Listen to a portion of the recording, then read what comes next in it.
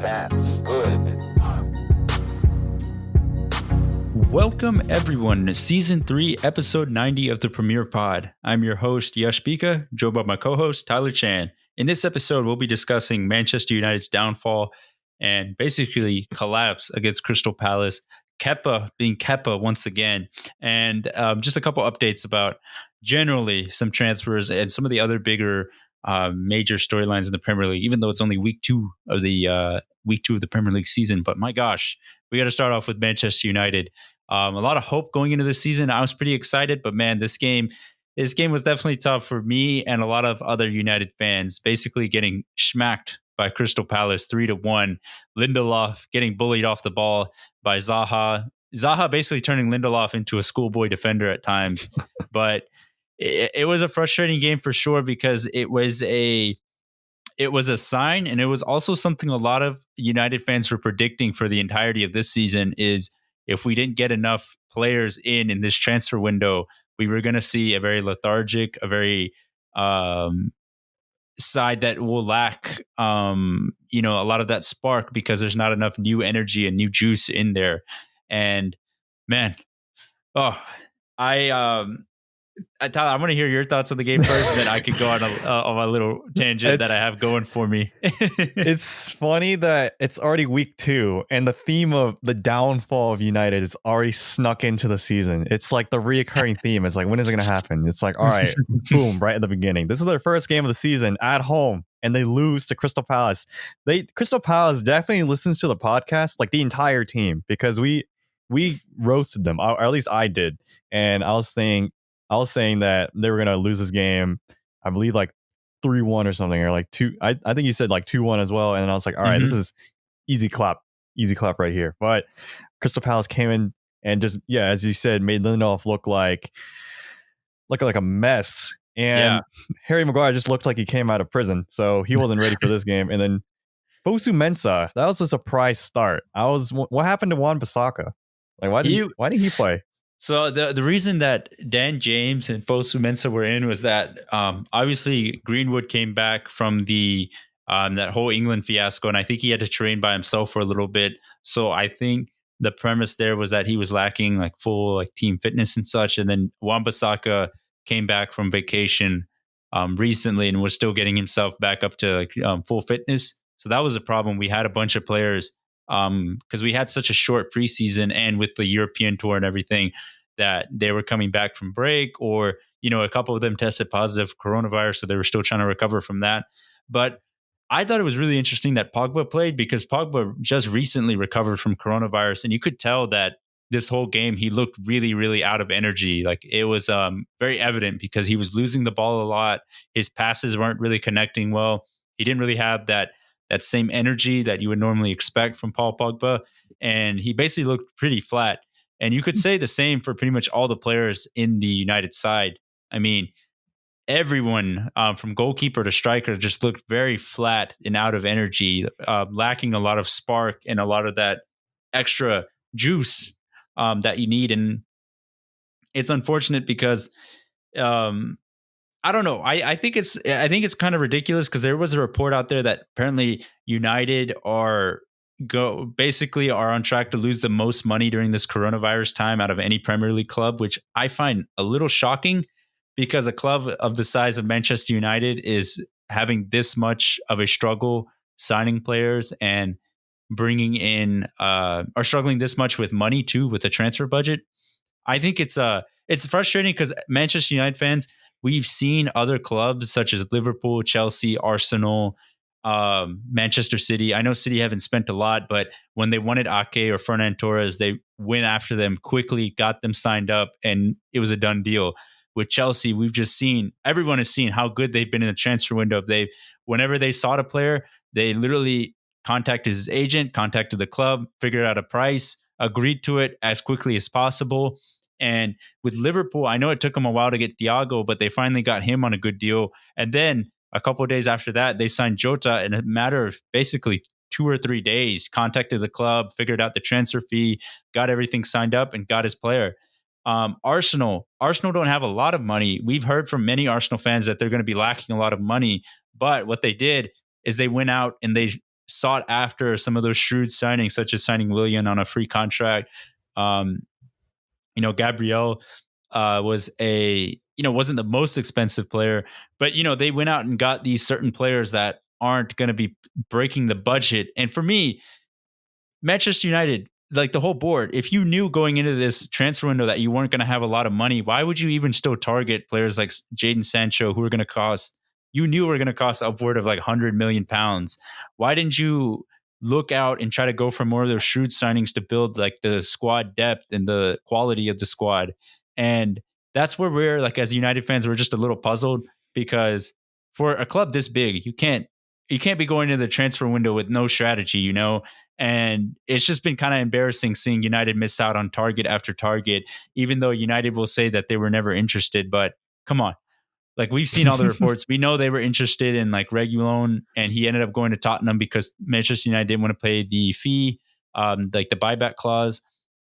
Sancho, they've been after him. They've been haggling over a fee. They don't want to pay upwards of 120 million for basically a superstar player in the making. And the list just goes on and on of just players they keep missing out on. Like Thiago, apparently they were after him, but they've declined that they weren't. But everyone knows that they tried offering.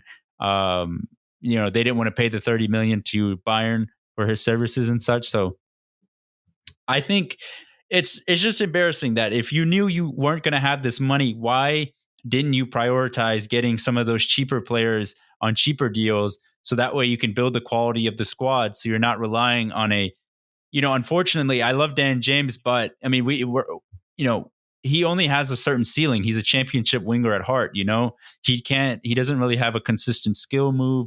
He can't really do much besides run down the wing and cross the ball, and hopefully it will hit someone, and it's unfortunate, but United paid only like 20 million for the guy, and he was from Swansea as a championship winger. So, you can't really rely on Dan James to be your like superstar sub. Juan Mata's old. You can't rely on him to be a super sub. Jesse Lingard is in and out of form all the time. Odion Igalo is Odion Igalo. He's not some sort of like quality backup striker you can really rely on. I mean, to me, it's just baffling that, we have these deficiencies in the squad, like maybe not in the immediate starting 11, but in the bench, but we didn't address them. And that's where United fans were so mad about, because we knew we had these deficiencies, but the board did nothing to correct them. And if we go into the season with this squad after the window closes, it might be kind of a longer season for United, especially if one of the key 11 players get hurt. Dude, Ed Woodward's already got you on the rant train. Oh my gosh, he's just been the complaint box. He's literally got everyone. He's got every United fan. I know Patrice Evra went after him and the United board like crazy after the loss to Crystal Palace. But yeah, people have been fed up with Ed Woodward, but people are really getting just really ticked off by his like transfer dealings and his transfer strategy in general. I will say there is a slight light at the end of this tunnel, the slight beacon of hope, and that is in y'all's new signing of Donny van de Beek, who I thought looked really good this game. I thought he should have started, but you know, over Pogba. But I mean, how can you tell Pogba that you're not going to play over like a brand new guy? But Van de Beek looked like he had a good night's rest compared to the rest of the team, who struggled to sleep apparently. But do you think Van de Beek would come in for Pogba as like his not replacement, but like the player that would play in the place of his starting spot in the team? Maybe you have to reallocate Pogba to some other spot on the team, because Van de Beek, although he's not like a CDM, he usually plays like mid too. Yeah, he's a center mid, like box kind of player, but that's what he got shoved into for at least this game. So where do you think he would best play if you were to put Van de Beek in?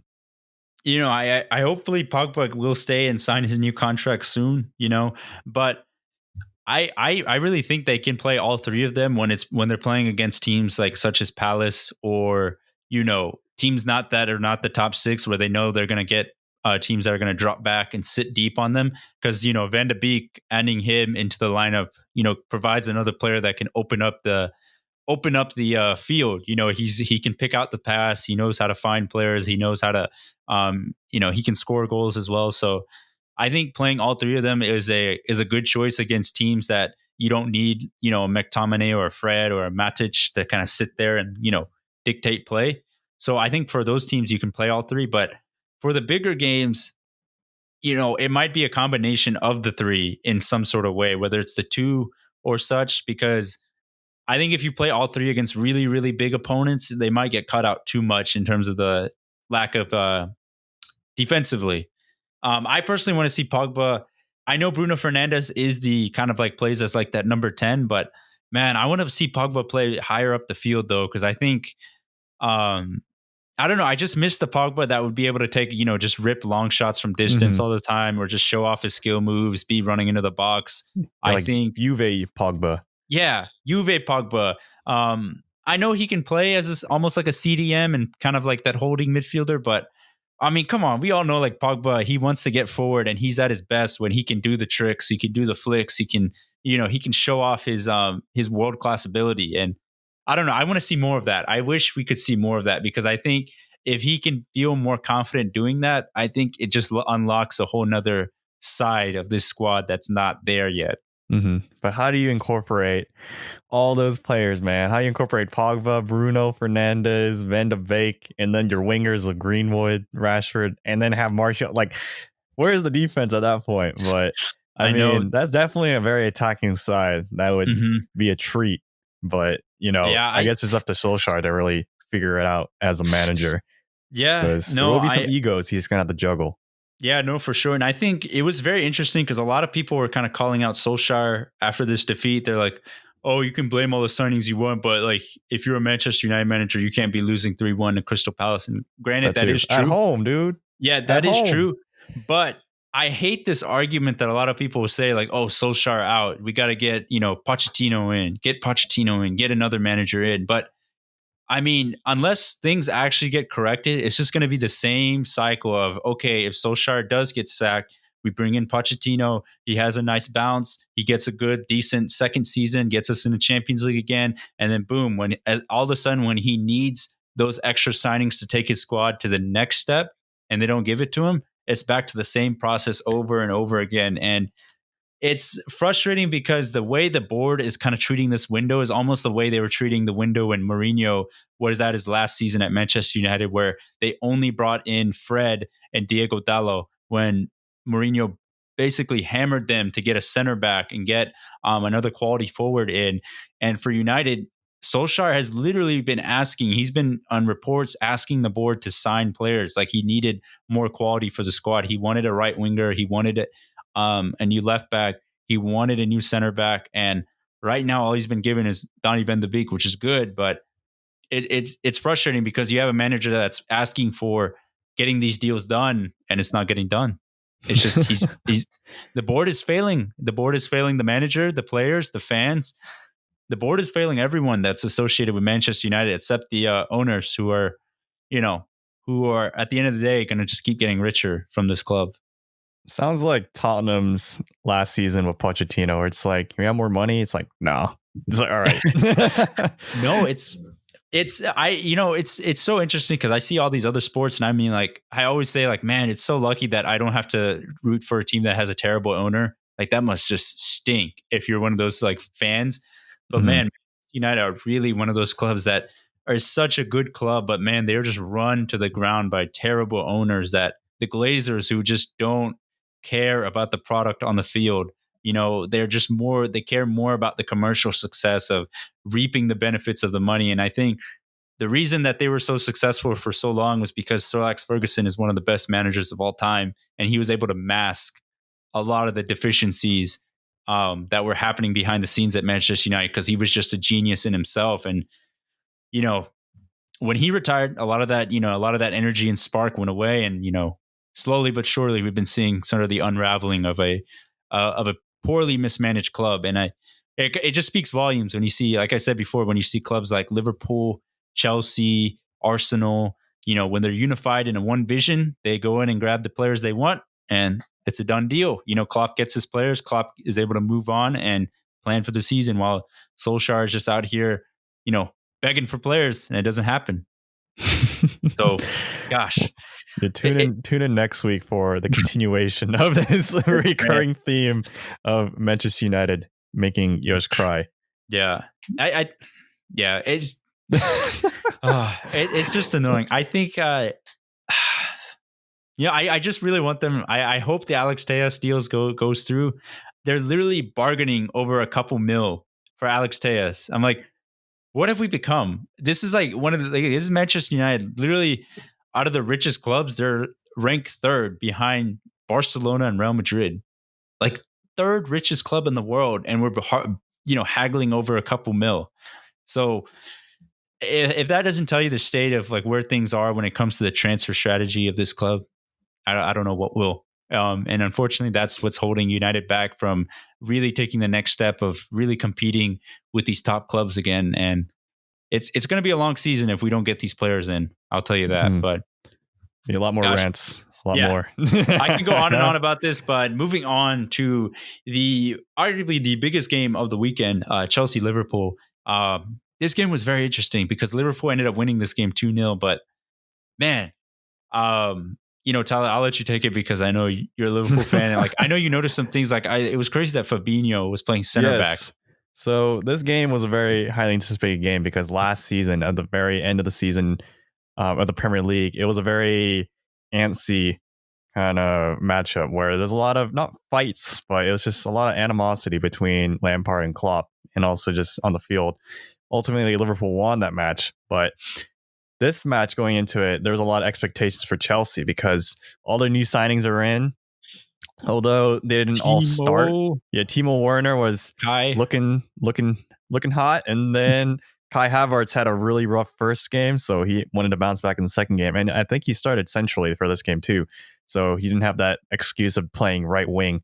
But the surprise of the game was seeing Fabinho play center back as a makeshift surprise start of the game because Joe Gomez got a slight injury, like not too serious, right before the game, and then Matip's still out with an injury too. So Fabinho came in, and it's kind of reminding me of like the NFL season going on right now, where during week 2, all of a sudden like a lot of star players just got injured. Yeah, but tore their ACLs and everything. Tore ACLs, things like that. So I'm a little worried for the Premier League, but at least Premier League had like a preseason, so we're seeing a little less of that. But I mean, we will see a little bit of that going throughout the season. Like we already saw Manchester United, Wan-Bissaka didn't play, Greenwood didn't play because of like kind of similar reasons, and Pogba struggled. But in this game, it was a little bit about the same because Chelsea didn't have Thiago Silva yet. Still, Ben Chilwell still out from injury, so that's why Marcus Alonso. Like the list goes on. But Liverpool and Chelsea, they're going neck and neck in the first half of this game, and then out of nowhere, Mane gets a free run. Henderson chucks a long ball to him, and then he was the last man going up against Kepa. He was like a 1v1 against Kepa, and then out of nowhere, Christensen comes in with a linebacker-esque tackle. Like he just jumped on Mane, just both arms on him. This was like a David Luiz level tackle. I was like, what? I can't. They gave him a yellow first too, right? Yeah, and it was just a yellow first. I was like, are you kidding me? I was like are you watching football or are you watching the NFL? Like, what is this? Rugby? Playing some rugby out there? That was like a rugby tackle. I was like, I feel like we have at least one of these rugby-esque tackles once a season. Yeah. And I was like, oh, there it is. But Christensen got himself sent off at the end of the first half, and I feel like that's what sealed it for Liverpool. But then that's also what allowed Thiago to come on at halftime because Thiago Alcantara signs for Liverpool last week, and is like, is he going to get any minutes this game? And sure enough, he does because of this opportunity. And he's really good at controlling the ball, controlling tempo, and making sure we kind of retain possession. So that's why it was such a good move to just sub him on in the second half. And he came on for Henderson. Henderson is a little injury prone, so it was kind of good for the rotation. But Thiago had more passes than any other Chelsea player, and he only played one half. That's crazy. That's insane. That just shows you how Chelsea were playing, especially when Christensen went down.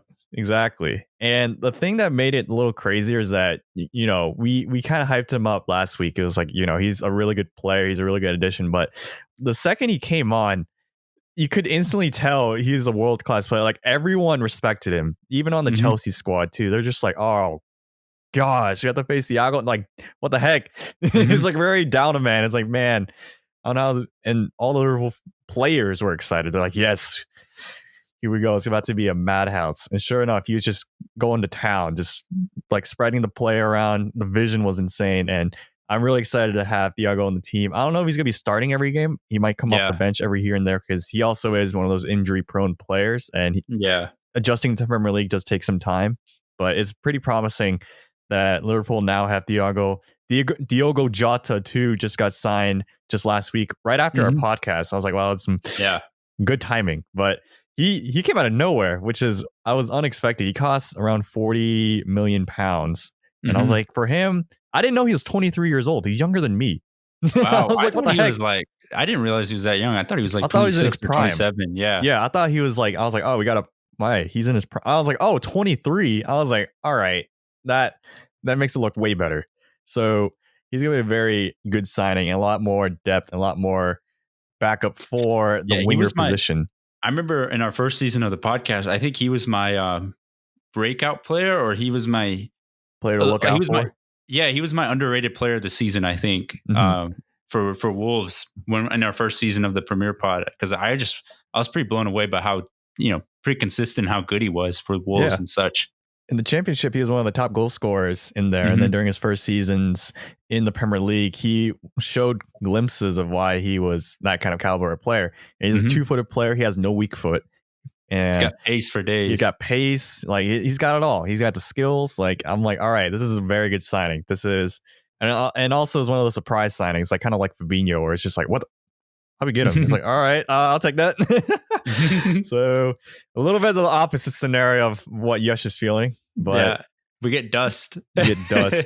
I'm like old Cheez-Its from the ground. I need to beat a dead horse or kind of hit Yash while he's down already. He's already feeling the pain from the United situation. But nevertheless, for the Liverpool side, it was a good 2-0 victory. But to kind of highlight the key thing, which is not even Liverpool's sharp play, I feel like that was kind of more a relief in my opinion. It was like, all right, Liverpool looking like the Liverpool of last season. But the thing that really highlighted this game was Kepa.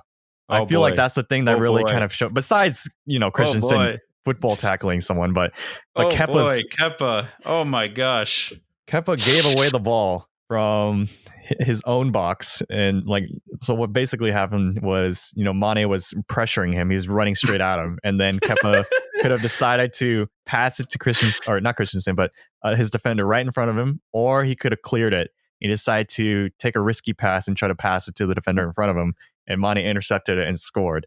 So that was a very, and we kind of called it. I felt like we literally said, if Kepa's in goal, Liverpool can win this game. Yeah, a mistake coming. Kepa gave Liverpool the second goal and kind of sealed it, because although Jorginho did get a penalty at the very end of the game, Alisson came through and saved it. Something Kepa couldn't do. Yeah. That was a big save by Alisson. I almost forgot about that. That was an insane. That was a little underrated how big that save was, because it kept Chelsea out of the game 100%. Yeah, because I think they got it pretty close to almost like 60, 70 minutes in, so they had plenty of time. But that was a good save from Alisson. Yes, Alisson coming through, our reliable keeper. But especially Jorginho, because I feel like Jorginho never misses too. Jorginho never misses, and that was his first miss for Chelsea in the pen. Yeah. So that was kind of just showing just how much of a difference it makes to have a quality keeper. Yeah. And I mean, Liverpool kind of had that scenario with having to go through Mignolet and Karius. But now Chelsea are kind of going through that with Kepa. And it's kind of in a worse scenario, though, because they have literally the worst transfer signing of all time because of also the contract he has. I believe he has a 7-year contract. Yeah, they sent him. Who the heck signs a 7-year contract? I mean, they thought he was the keeper for the future. It's like they gave him like the Patrick Mahomes contract, and it was like, and then they turns out he was not Mahomes at all. Yeah, he was freaking. He's bad. He was bad. I genuinely feel bad for him because, we saw with Karius. Is Karius still like in Besiktas, or is he like? No, still he's like back at Liverpool, but he's like the third string keeper, and I believe he's probably going to get sold. But Kepa, they're going to just make a loss on him. Exactly, and I feel bad for him because now everyone remembers Karius obviously because of his famous mistakes in the Champions League, and now people are always going to remember Kepa for like this horrible display he had at Chelsea. And gosh, I know Tim Howard at the broadcast was talking about when a goalkeeper is out of form, he either goes two ways, whether he starts playing really conservative and takes no chances at all and just, super safe, or he decides to be more adventurous and just tries to play himself out of this form by doing more of the riskier wild stuff. And Kepa's gone the riskier route. And Tim Howard is a quality keeper, like famous U.S. men's national team keeper, is very well established Premier League keeper. You could hear it. He wasn't saying it, but you could basically hear it that he was calling Kepa bad. He's calling Kepa a bad keeper. And Kepa didn't do anything to really like help out his name or help out his form. And gosh, it's gonna suck. I feel bad for him because I don't think he ever recovers from this. I mean, he literally looks like a keeper that's so out of confidence and so that's lost himself completely. And I don't know. I just don't see a way for him to ever regain that potential or any of that form that he had at Bilbao. And for him, a loan situation, I feel like going back to Spain will probably do him the best good. Maybe being back in the home country and such. And I don't know. I feel like the Spain will probably be his best route of maybe getting back to like that form again. Mhm. But I don't know. I don't. It's not good. Not looking good for Kepa, as we say. Maybe a change of scenery will help. Mhm. And it only makes it worse that Mendy has officially been announced today. Edouard Mendy, the replacement keeper from name's escaping me. Rennes. Rennes. Yeah. I was like, I don't know how to it's say the French. I don't know how to pronounce it. And there we go. But Edouard replacement Mendy, keeper. he is going to be the replacement keeper, $28 million. And he's in his prime. He's like 28 years old. So he's not really a keeper for the future, but he's just more like a Band-Aid, I believe, for now. Unless he goes off. You never know. He might just be a secret hidden gem that's just like a late bloomer, kind of like Jamie Vardy. Yeah, I don't know. I feel like any keeper at this point might be better than Kepa. Yes. Caballero might not be the move either, but Mendy, I think, will be a little bit better. Mm-hmm. And it's kind of ironic that all the players that are getting replaced by all these new signings that started this game, like Kepa, Christensen, Marcos Alonso, they all sucked. Like they all had a really rough game. I mean, Alonso, he didn't have as bad of a game. Like, okay, I thought compared Alonso to like Christensen and Kepa, but I'm like, geez, the writing was on the wall, and there's like senioritis kicked in, and like, it doesn't even matter. Yeah, I'm already getting out. It's like, no, it looked bad for those two, like those three in general, and that's why Chelsea have bought replacements to replace those guys. But there was an interesting thing coming off on Twitter. A lot of people were saying this one journalist that covers soccer, they were saying that they don't think Timo Werner is good as people make it out to seem. And like basically, all I'm saying is that he thinks Timo Werner is not very polished when it comes to his skill moves and beating people 1v1, and that he relies too much on his pace. Yeah, and he's not very like a clinical finisher. Like it's like he has to shoot a lot to score.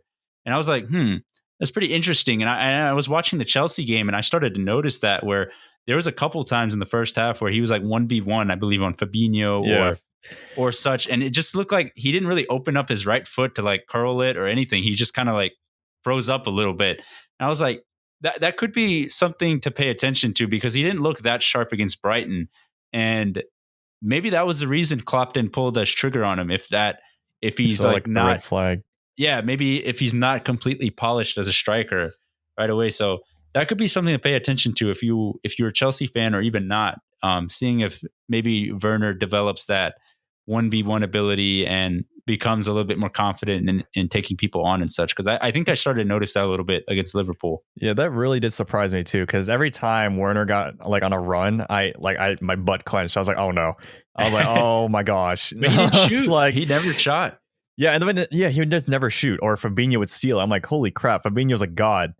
Or I think it was like a little bit of both, where it's like Fabinho's a god, but also Werner's not as polished as we all think. And Kai Havertz got subbed off after Christensen got the red. So yeah, that was very interesting to see too. I was like, oh, yeah, their big money move is like already out. And yeah, he did get a hat trick though in the EFL Cup, but I mean they weren't playing the best of opposition. Yeah. But 3 goals though is not bad. But yeah, Kai hasn't looked the best in the Premier League. I mean, he's looked a little shaky, but I think the more confidence and the more time they get to gel together, this squad, I think it will be only good for him. But yeah, I think the moral of the story for Chelsea is that a lot of people are anticipating they're really going to do well, but I think based on the results, based on what we've seen, it's going to take a lot of time. And it's going to take, honestly, I think it might take the whole season. because like this is literally like a whole like half the team is brand new people. Like how you gonna? They keep buying new people too, and apparently they're interested in really signing Declan Rice. So yeah, they're signing way too many people. Where's this money coming from? What is this? Declan Rice, dude. The team needs the chemistry and the gelling together. They don't have enough of that yet. Oh my gosh, you just need a little bit of rice to get that men going. But before we go too far into this, we got other games as well. Yes, we have Everton West Brom. This game was really interesting because I was obviously up for it, but Everton, man, because of work. But West Brom, Grady Diangana, he is a young player from West Ham that was sold to West Brom, who basically made Mark Noble, Mark Noble really mad that West Ham sold him to West Brom because he was a really bright and really exciting talent for West Ham, and he was like a really good young prospect. And this game really showed. I mean, he basically ran past the entire Everton defense and just shot it in like an arrow into the bottom corner.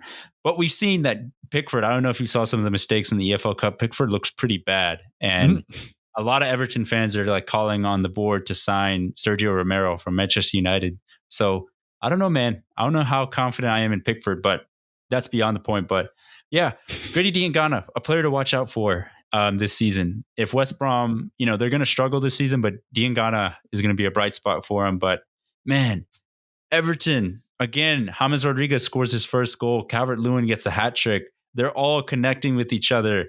James, Calvert-Lewin, Richarlison. It's pretty exciting. James literally looks like he's born for the Premier League. I mean, he's been looking so good, like so silky and smooth playing in the number 10 role for Everton. James is making me scared for the Merseyside derby. I'm like, I know. Oh no. I will say it did help that West Brom got 2 red cards. First Gibbs and then Bilic. The manager got subbed off, or I mean, red carded off too. So that definitely did help a little bit. But still, that was a dominant display from Everton. I was like, they went down early too, and I was like, oh well, we were too high on Everton again. It's the same old Everton losing to like these teams, but man, they definitely did not lose. They came back firing and basically just went on a tear after that. This is we have one Everton friend, and I always roast him. I'm like, he only liked him because of Tim Howard, and he's been long gone at this point. So I'm like, man, you're just supporting a team that's like a Tottenham side, but it's just like even worse. Where it's just gonna be more disappointing. It's like you're gonna be so close to getting European football, but then just never get it.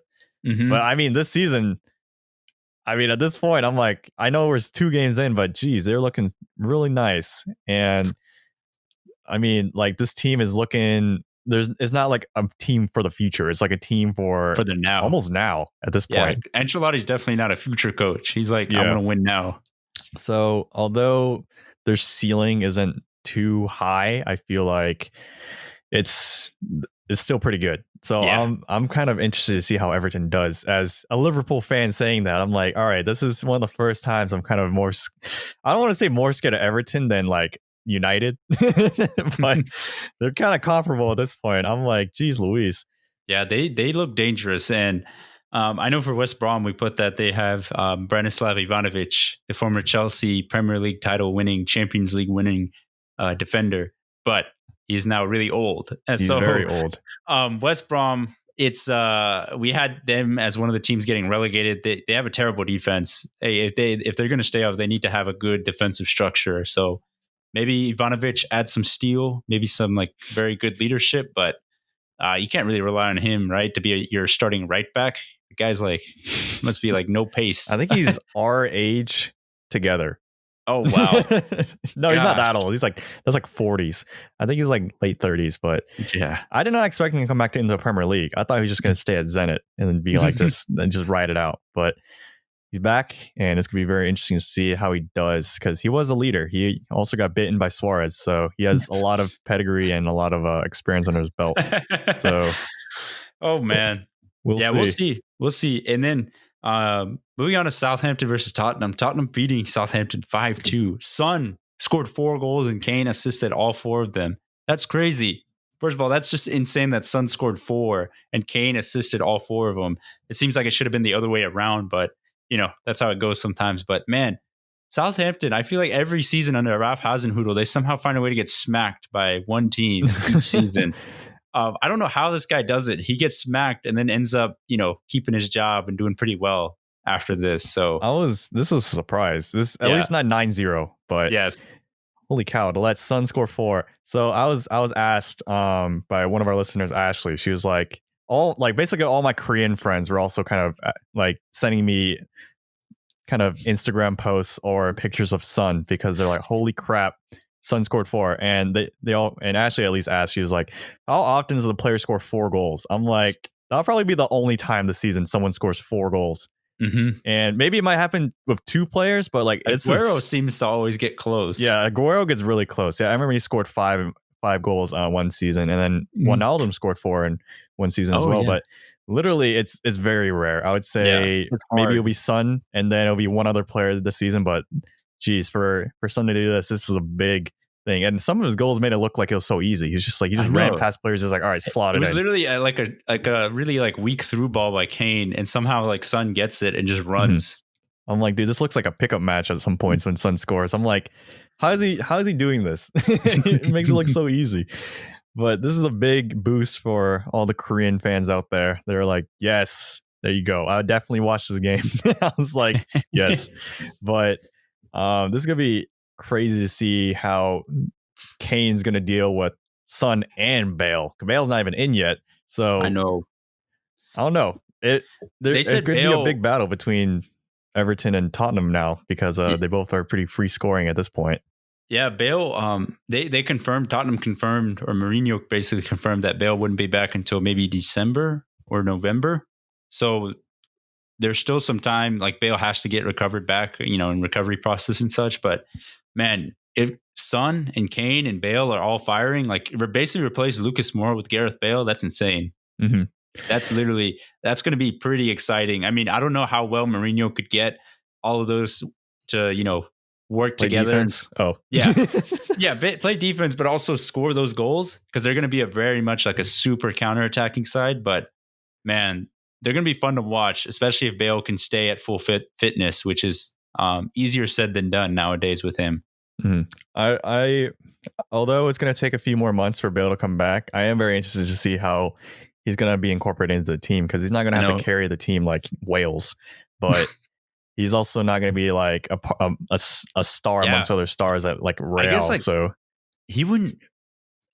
I'm trying to think. Like, would he be the best player if he walked in? I would still say Kane is their best player. Say Kane. And I would say Son's better too. Yeah. It's like a tie for all three. Yeah. You could make like a good argument for all three, but yeah, it's for Bale. Like he's not dealing with Benzema or Isco, Marcelo. Like there's not that big of a competition for who's number one, guy. Mm-hmm. But so through all this, there is also some rumors that Dele Ali might be on his way out, and that's a very interesting one because he's one of the only central attacking midfielders, I feel like, besides, maybe Ndombele, or if you shove Shizoko up, maybe a little bit farther up, or maybe put Steve Bergwijn over there. Like, they have a lot of players that aren't dedicated cams, but could play that position. But, like, I feel like Dele Alli is, like, the key one there, and he might be on his way out. So yeah, I think the problem for him is he can't really do much outside of being a cam. Like he's not very good as a box-to-box midfielder because he can't really trust him defensively. And Mourinho historically has liked very versatile players. That's why he's got Bergwijn, Moura, who can play as like striker and right winger, Son that can basically play anywhere in the front three. Kane is an anomaly because Mourinho always likes to have good strikers. But yeah, Dele Ali says he's kind of like that 10, but to be honest, Dele Ali for me is like really dropped down from potentially being one of the world's best to now basically being at best above average. Above average or even B+ if he reaches his like full potential. Because gosh, I remember that first 2 seasons he was at Tottenham, I thought he was going to be world class. Like we're looking at the next version of like, Frank Lampard or something, but yeah. I think we were all expecting that. And then maybe his work ethic or his mentality was just not the best. That's what they've been saying. Apparently, like he's one of the laziest people in training when it comes to practice. he's like one of those people that doesn't really train hard for practice, but somehow, kind of shows out for games. And I guess it really caught up to him now where he can't really rely on a lot of those things he normally does. So I don't know. Maybe a move might be good for him. Maybe, I don't know. It kind of reminds me of like Julian Draxler, where it's like a guy you thought was going to be the number one, almost like superstar level, and just kind of like bottomed out. And now is like, he's an okay player, but he didn't reach his full potential, So he's saying Dele Ali is going to PSG confirmed. Oh, no, I'm not saying confirmed, but I'm saying because basically that's the Julian Draxler trajectory. It's like have a lot of potential, then go to PSG and ride the bench. Exactly. So I don't know. Maybe a move might be better for him. Maybe it might kickstart his career again. I mean, it's not like completely deadwood. He's still a good player, but he's definitely not. He was supposed to be at this age. He's supposed to be at Kane's son level good. Yeah. And he hasn't reached that level, unfortunately. So rip Dele Ali's potential. Another player potential. Like we put too much potential on a player, but man, moving on to Leeds Fulham. This game was really fun to watch. Leeds won 4-3. Leeds are going to be super fun, as we said. I mean, gosh, they go all out attack no matter what. They never stop. They basically remind me of Klopp when he first arrived at Liverpool, just like straight up all out attack. Doesn't matter if we're losing 1-0, 4-0, or it doesn't matter if we're winning 5-0. Like, we're going to keep scoring goals. So, man, I'm excited to watch Leeds. I'll say that. But Fulham, gosh, it's basically the same thing that they had 2 seasons ago. They just don't have good defenders, and they're leaking in a lot of goals. So, oh boy, Fulham, please don't concede as many goals as you did last time. Please. It made me a little nervous though. Like, Fulham conceded 3 goals and Liverpool conceded 3 goals. I was like, or no, Fulham conceded 4, but I'm like, wait, hold up. Yeah. If Leeds can do the same to Liverpool as they did to Fulham, I'm like, is Fulham just that good, or is Liverpool that bad? And this happened before the Chelsea match, so I was like, or this match occurred before the Fulham conceded 3 to Arsenal. Yeah, so I was like, this is red flags, but luckily Liverpool, like, it was just a fluke, I guess, against Leeds, or just they weren't as prepared for Leeds. But this is like a championship match, that's Leeds versus Fulham, basically, and it was a big high score. And I was surprised to see Rodrigo start. Yeah, that was he was like an emergency sub, so someone in their starting 11 got hurt. He had to go in, and he got subbed off in the second half. They started the second half. So the rough spell for him is still purgatory confirmed. Could be incoming. The pettiness of Bielsa is still going to be looming over him. Yes. I thought for me, the Leeds almost remind me of when Bournemouth came into the Premier League, how like exciting they were and the amount of goals they were scoring. But I feel like they're Bournemouth, but take it up an extra notch when it comes to attacking. And I feel like that's where Leeds are right now. And also the fan base too. Like, this is a huge fan base. This is like a huge club that's just been like sleeping in the chamber of like the championship dwellings. I know. So it's surprising that they've been down there for so long, but now they're back, and it's pretty interesting to see how, like, to learn how big of a club they actually are. It's like Nottingham Forest level, where it's like they are such a big team, and then now they're just, it's like, imagine as if Arsenal right now or something like that were sent to the championship and just were sitting there for like 16 years. It's like, what, they've been here, what? It's like, they're that good? It's like, yeah. It's like their fan base is that big? It's like, yep. It's crazy. It's hard to really fathom because there's no fans in the stadiums right now to really. I know. It would have been so cool to have fans in that stadium. But apparently, like, their fans, buzzing. Yeah, they would have. They're so loud. Apparently, it's like the Seattle Seahawks and CenturyLink Field, like that kind of level of noise. It's like, geez.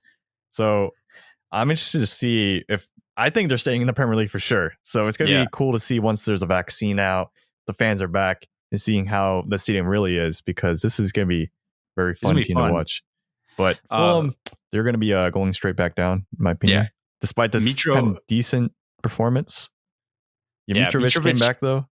Needs to keep scoring. Only way they stay up is Mitrovic has to be a consistent scorer for him. But yeah, not looking good for Fulham. But Arsenal, I didn't get to watch too much of this game, but they picked up another win against West Ham. I mean, Tyler, I know you watched a little bit of it, but I don't know. It was surprising that West Ham was kind of in this game for as long as they were. And I was thinking, I give a lot of praise to Arsenal, and Arsenal, they were kind of dancing around, kind of disappointing their fans. I was like, are they really going to tie against West Ham?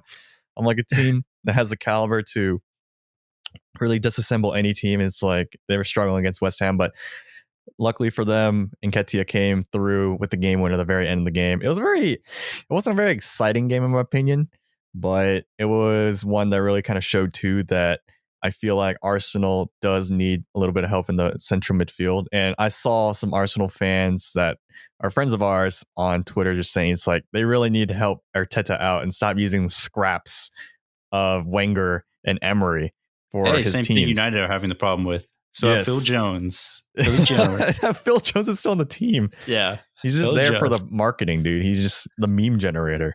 But for Arsenal, it's just sadness at this point. It's like they're still using Xhaka. I'm like, bro. I'm like, how's he still there? Ceballos is luckily back, but I'm like, geez. Dude, apparently I've heard that Fabrizio has been saying that Atletico really want to get Lucas Torreira on loan. And apparently Torreira is like kind of inclined to leave because he's fallen out of favor under Arteta. So I saw that'd that be a too. huge, that'd be a huge miss if Torreira lives, because I still think Torreira is a pretty good player. Yeah, I think he has the potential to do big things, but I guess if he's not even getting the game time, it's like just send him to Atletico, and then maybe he'll also learn a lot more under join Suarez. Yeah, he's gonna join Suarez, that Uruguayan connection at Atletico Madrid, but then also get that kind of grit from learning under Simeone. And also just playing with some of the meanest players on the team, like in the world, like Diego Costa and Suarez on the same team. It's like, geez. Oh my. He's going to get beat up every single practice, but then he's going to come back stronger. But I think this would be a good move for him. But I really think Arsenal do need to sign some of those players that a lot of the fans have been asking for, like Awar. And yes, they've been like a Partey, or I don't know how to say. Yeah, Thomas Partey as well. Like those two. Like those are the two I see the most requested on Twitter. It's like every day. It's like, do we get them yet? It's like, nope. So, I mean, I think this kind of game kind of showed that having that middle bit would really help them out if they got those two big signings. I don't know if they can afford it, because I mean, I feel like re-signing Aubameyang was their big signing of the summer potentially. Like that was their move. But if they can find some money out of like the other side of a couch or something, or like in the crevices, it's like, and then maybe scrape away something, sell some players, loan out some players to get enough money. Then Mesut Ozil with that mega contract, they're probably like, man, if we just had those wages freed up.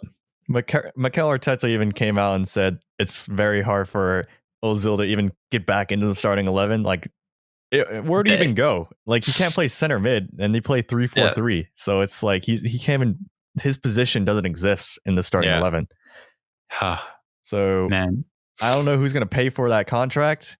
I feel like Atlanta United really need someone like him. So, if Arthur Blank's willing to play or pay Mesut for Ozil, I'd find a way to sneak into the stadium if Mesut Ozil came to Atlanta United. Dude, that'd be big, because Atlanta United, meanwhile, is really bad. So, I don't even know if Ozil can help, because like we don't have really any strikers, but that's a whole other podcast in itself. Oh man. But Arsenal, if they can just keep scraping through, maybe they'll help out. But I always like to say, I guess the last thing for this is, I feel like sometimes when you lose during the transfer window, it kind of is beneficial, because it kind of shows the board. It's like, could really use that transfer, because that could have helped us win the game. But dude, you should tell United that. Been happening for too many years in a row. That's what I told Yash the second they lost. I was like, well, at least now you can have an argument for Ed Woodward for more transfers. But Arsenal won, so it's like, well, you won with what you got. So just do that again. Oh man, we'll see. But last game here we had Wolves versus City. God, this game was very interesting because City were cruising in the first half, and then Wolves literally had four legit chances with Ruben Neves, Jimenez, and Podence, all having really, really good chances to score, and they all missed them. And then eventually Podence nutmegs De Bruyne, which was a beautiful, by the way, and puts in an absolute peach up across to Jimenez, and he scores. But the one thing I took away from this game is, I know we've said this before, but my gosh, Nuno, it's surprising that his name hasn't been brought up more in terms of bigger coaching opportunities. I know Wolves is a pretty big team in itself, but Nuno, with the job he's been doing there, I mean, Nuno Santo, gosh, it's been shocking to me to seeing the lack of opportunities that have been thrown his way in terms of like maybe bigger clubs and such, because it's shown that he can do a lot with the squad he has, and when he's been given talent, he's shown that he can really get the most out of them, and he's developed Adama Traore into like a legit winger, turned Jota into a consistent Premier League player that Liverpool bought. Podence is looking good. I know they got who's their other bright attacking winger? Neto. Yeah, Neto. He looks like he's turning out to be really good. Who was like a bench fringe player last season. I mean, he's turned Connor Cody, Roman Saiz, Willy Bolly, solid midfielders. João Martinho, Ruben Neves, solid.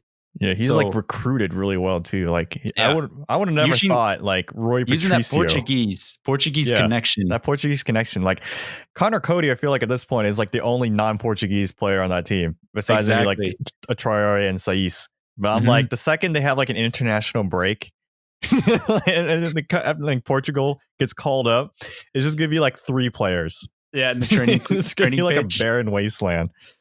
But maybe this is all a ploy to like get Ronaldo to go to Wolves, because it's like, oh my gosh, we have Portugal here.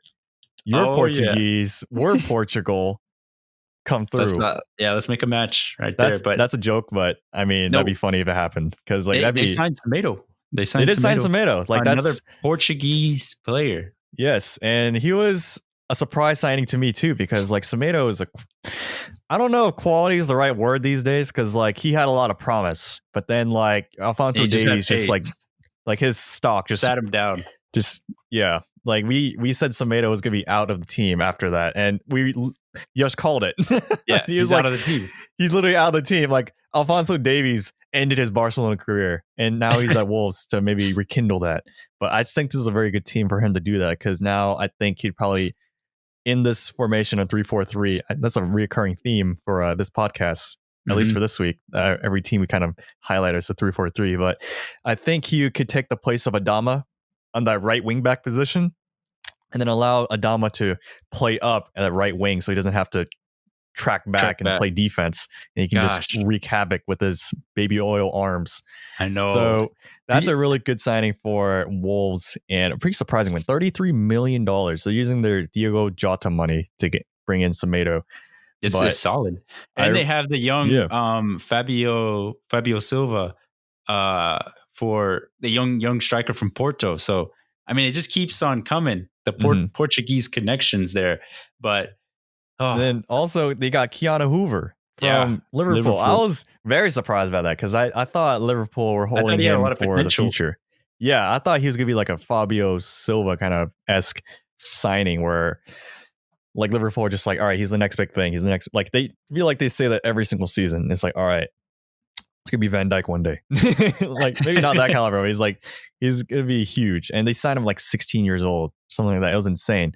But now he got sold for $11 million to Wolves all of a sudden. I was like, oh, I guess there goes that. So I mean, I guess we got Nico Williams now is just playing his position, and Sepp Benberg, who's still there at Liverpool. So that's why he's looking at other avenues at Wolves, but he's still a teenager, which is insane, because I feel like we've been talking about him since the beginning of this podcast in like episode 1, 2 years ago. So this is a big signing for Wolves in terms of like their future, because now they got a team for now, and then they have a potentially huge team for the future, or at least players that can sell off to get a lot of money to just keep the team. Gosh, Ruben Neves, I still think he's like, I am surprised that he's not been picked from one of the top. I'm surprised about that too. I thought he was just there. Imagine for like him going to Arsenal. That'd be a crazy quality addition. That'd be insane if they got him. Dude, Arteta taking notes from the podcast right now. Yeah. It's like, oh yeah. I am actually surprised that Jimenez has not been linked more to bigger clubs, because I think Jimenez is a very, very, very good striker. And honestly, I think he's up there with maybe top 15, top 20 strikers in the world. He's really, really good. I really, really like the way he plays. He doesn't have a ton of pace, but he makes, he does well with his positioning. He's really good technically with his feet. He can shoot. He's got great heading ability. I mean, he's strong. I'm a big fan of Jimenez. Other players, he brings other players into the play. Like he plays exactly. Like he has assists under his belt too. So Exactly. He can do it all as a striker. I mean, maybe the only thing going for him is that he's a bit on the he's like, I think, what, 29, 30. yeah, like on the older side, like in his prime Yeah. already. So he kind of hit the peak a little too late, but my gosh, if United like somehow signed him, or I'm looking at these clubs that need backup strikers or legit like actual Starters. number nines, yeah. Yeah. Jimenez would oh, Jimenez would be great. I kind of don't want him to leave. Yeah, he's such an integral part of Wolves, and he plays all the time, which is great. But it'd be pretty cool to see him maybe get Champions League football here and there. That would be But cool. And maybe see him do well for the nation of Mexico too. That's I going to know. be big. I feel like we've always seen, or at least for Mexico, like Guardado, Dos Santos, like Giovanni, like all of them, just like the usual suspects, Vela. And then Jimenez was never really in that conversation. I know, it was always like Chicharito and such. Yeah, it was like, always Chicharito. But sure enough, now it's like I mean, some of those players you just mentioned are a little older now. So, mhm. and I mean, Jimenez is not really that much younger. So this is kind of like a late bloomer kind of situation. But it's going to be interesting to see how he also takes Mexico for the next few years, because there's gonna be like a new identity. So, and he's kind of bringing that Portuguese wolves with him. So I know it's gonna be interesting to see. But I hope he stays. In my opinion, I know he could probably make a move, but it's not really the best marketability because he's kind of old. But I think he's tearing it up. I will say though, wherever he goes, I know there's going to be a big fan base following him, because I know when Chicharito was in the Premier League, especially whether it was West Ham or Manchester United, like pretty much every Mexican national team fan was all over Chicharito news because they love him. So yeah, when you have players like, it's the same for United States. When we have players like Pulisic, Conrad De La Fuente, or Serginho Dent, Weston McKennie, like these players that are making big moves across Europe, like you want to follow them. Even if you're not the biggest fan of the club, you just follow the player. So it's the same, I think, for Mexico when you have players such as Jimenez. If they make a big move, like fans will follow. Fans will literally follow. Back in college, that's sad to kind of start the anecdote like that, but one of our good friends, Polo, like we met because we were in the same English class together, and he would always watch Bayer Leverkusen play during class, and I'm like, why Leverkusen? He's like, Chicharito, and he's and Polo's a big Mexico fan because he's from Mexico. So I was like, oh, makes sense. And he literally would just only watch Bayer Leverkusen because of that. And then once he left Bayer Leverkusen, he was like, all right, new team. So I know. And he did the same with Chicharito when he was at West Ham and Sevilla. So he's been a big Chicha follower. Yeah. So, and then even Real Betis, he's a big fan of them because of Guardado. So, and he's a Barcelona fan. I'm like, dude, I thought you're a Barcelona fan. He's like, I know, but Guardado's here. And gotta support my players. Yeah, it's like sometimes you'd even kind of be confused. It's like, I thought, are you a Real Betis fan or Barcelona? It's like, I can't even tell sometimes. Yeah. It's like, which is the actual primary team? Exactly. And for me, it's like, it hurts because Pulisic, he plays for Chelsea. But man, it's pretty amazing and cool when you see him like really pop off. But it's like, dang, I don't want him to do too good because I don't want Chelsea to be like OP. But like Pulisic performing well is very, very good for the US national team. I have that same reaction whenever I see Pulisic go off. I'm like, yay, but at the same time, like, Kepa make a mistake. Like, that's the best scenario. Chelsea lose like 3-5. And then Pulisic scores a hat trick, but then Kepa lets in 5. It's like, all right, at least Pulisic looks good. And Chelsea's still lose. So like that's the best scenario. Exactly. But that kind of rounds up episode 90 for us. It's crazy. It's 90. We're 10 away from 100. The 100 big for that. Yeah, 100. So we're going to be in the planning process for that. But yeah, we appreciate the support. Please make sure to follow us, subscribe to us on YouTube at The Premier Pod, follow us on social media on Instagram and Twitter at the Premier Pod. And if you're on iTunes, please, if you can, give this podcast a rating and review. It helps us out. And appreciate all the support. We thank everyone for listening, especially since the past couple of weeks, especially with my work schedule. This episodes have been not coming out on the normal Friday at 10 a.m. like they normally do, but we appreciate everyone still listening and still seeing them on our feed. So we definitely appreciate that. We see that. So we definitely appreciate it, guys. So thank you guys so much. That wraps up episode 90 for us. Yeah, guys, peace. Peace.